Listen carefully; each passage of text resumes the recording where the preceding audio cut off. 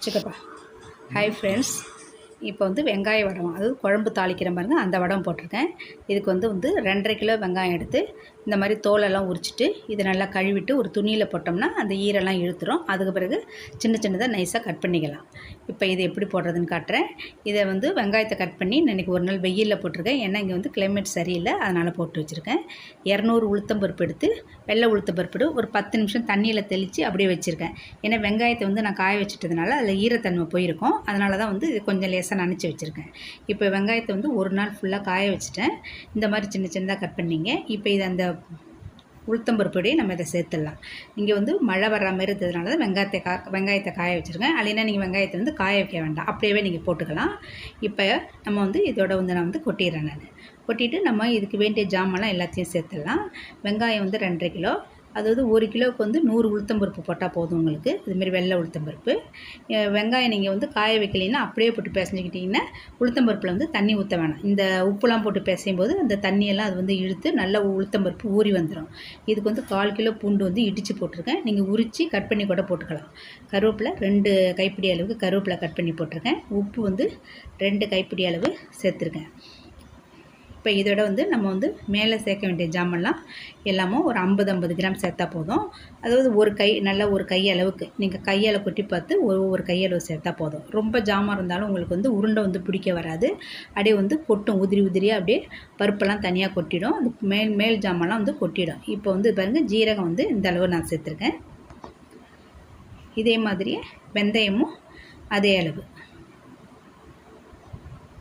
இப்போ இதையும் இதோட சேர்த்துட்டு கடுகு வந்து இதே அளவு கடுகு சேர்த்துக்கலாம். உங்களுக்கு அளவுக்கு தான் இந்த கையால் சேர்த்துருக்கேன். ஒரு கையளவு நல்லா சேர்த்துக்கிட்டோம்னாவே உங்களுக்கு போதும். இதே வந்து ஒரு 50 கிராம் கிட்ட அளவு இருக்கும் உங்களுக்கு. இதையும் சேர்த்துட்டு இதோட வந்து அடுத்தது வந்து மஞ்சத்தூள் சேர்த்துக்கலாம். மஞ்சத்தூள் வந்து நீங்கள் வந்து பச்சை மஞ்சள் தான் நீங்கள் அரைச்சி போட்டுக்கலாம்.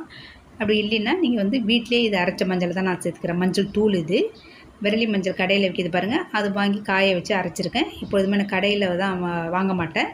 இது வீட்லேயே அரைக்கிற மஞ்சள். இது வந்து ஒரு 4 டேபிள் ஸ்பூன் போட்டுங்க.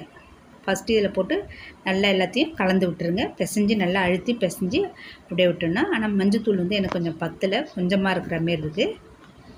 அதனால் இன்னும் கொஞ்சம் போட்டுக்கலாம். அப்போ தான் உங்களுக்கு வந்து வடம் வந்து கெட்டு போகாமல் இருக்கும். அதனால் இன்னும் ஒரு 2 டேபிள் ஸ்பூன் அளவுக்கு மஞ்சத்தூள் சேர்த்துக்கிறேன். சேர்த்துட்டு இதை நல்லா பிசைஞ்சு விட்டுறணும்.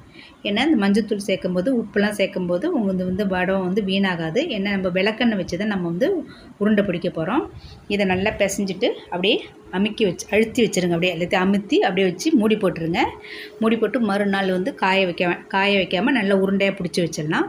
ஒரு நாள் காய வச்சுருங்க. ஏன்னா வெங்காயம் ஏற்கனவே ஒரு நாள் காஞ்சிருக்கு. மறுநாள் வந்து விளக்கெண்ணெய் நல்லா 100 விளக்கெண்ணெய் ஊற்றி சாயங்கால டயத்தில் எடுத்துகிட்டு வந்து 100 விளக்கெண்ணெய் ஊற்றி அப்படியே பிசைஞ்சு அமுக்கி அப்படியே வச்சிரும். காலையில் வந்து உருண்டை பிடிச்சி வச்சுக்கலாம்.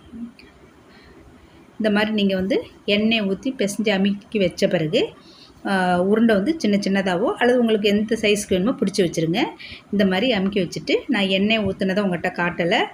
எண்ணெய் ஊற்றி பிசைஞ்சு வச்சுட்டு இப்போ வந்து மறுநாள் வந்து உருண்டை பிடிச்சி எடுத்து வச்சுருக்கேன். அதை காட்டுறேன் பாருங்கள். இப்போ வந்து காலையிலே நான் உருண்டையை பிடிச்சி காய வச்சு எடுத்து வச்சுருக்கேன். இது வந்து ஒரு நாள் சாயங்காலம் இது காஞ்சிருக்கு. உங்களுக்கு இப்படி தான் வந்து அப்படியே உடஞ்சி வரும்.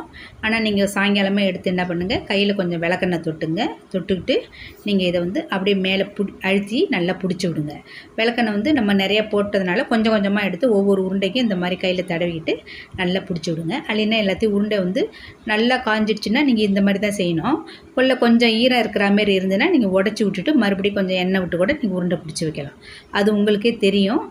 சமயத்தில் பிடிக்க வரலைன்னா இந்த மாதிரியே நீங்கள் செஞ்சுங்க. காஞ்ச உருண்டையை எடுத்து உடச்சி விடாமல் அப்படியே உருண்டை பிடிச்சி வச்சுக்கலாம். பாருங்கள், இந்த மாதிரி விளக்கெண்ணெய் கையில் தொட்டுட்டு இந்த மாதிரி எல்லாத்தையும் நான் வந்து உருண்டை பிடிச்சி வச்சுக்கிறேன். இது வந்து நமக்கு வந்து 2 வருஷம் 3 வருஷம் ஆனாலும் கெட்டு போகாது. ஆனால் நான் வந்து 1 வருஷத்துக்கு தேவையான அளவு தான் நான் போட்டிருக்கேன். நான் இது வந்து குழம்பு தாளிக்கலாம், சாம்பார் தாளிக்கலாம், புளிக்குழம்பு, அதோட வந்து மீன் குழம்பு, கூட்டு, பொரிச்ச குழம்பு எல்லாத்துக்குமே இது வந்து நமக்கு தேவைப்படும். இது வந்து நல்லா வந்து 10 நாள் காயணும். இதேமாரி டெய்லி நான் வந்து ஒரு 2-3 நாள் பிடிச்சி வச்ச பிறகு உருண்டை பிடிச்சிக்கிட்டே இருப்பேன். அப்படியே காய வச்சுருவேன். அதுமாரி மறுநாள் எடுத்துகிட்டு வந்து உருண்டை பிடிச்சி காய வச்சுருவேன். இந்த மாதிரி ஒரு 10 நாள் வந்து 3 நாள் உருண்டை பிடிச்சி வச்சா போதும். அப்புறம் நீங்கள் அப்படியே வச்சுருங்க. ஏன்னா உருண்டை நல்லா டைட் ஆகிடும். இது பிடிச்சி ஒரு பாட்டிலில் நம்ம போட்டுக்கலாம். இப்போ வந்து இதை காய வச்சு 10 நாள் கழித்து நம்ம எடுத்து வச்சுக்கலாம். இந்த மாதிரி நீங்கள் வந்து செஞ்சு பாருங்கள். இது வந்து நம்ம கடையிலலாம் விலை அதிகமாக இருக்கும். இது பிடிச்சிருந்தால் லைக் பண்ணுங்கள், ஷேர் பண்ணுங்கள், கமெண்ட் பண்ணுங்கள். மறக்காமல் சப்ஸ்கிரைப் பண்ணுங்கள், பெல் பட்டனை ப்ரெஸ் பண்ணுங்கள். Thank you friends.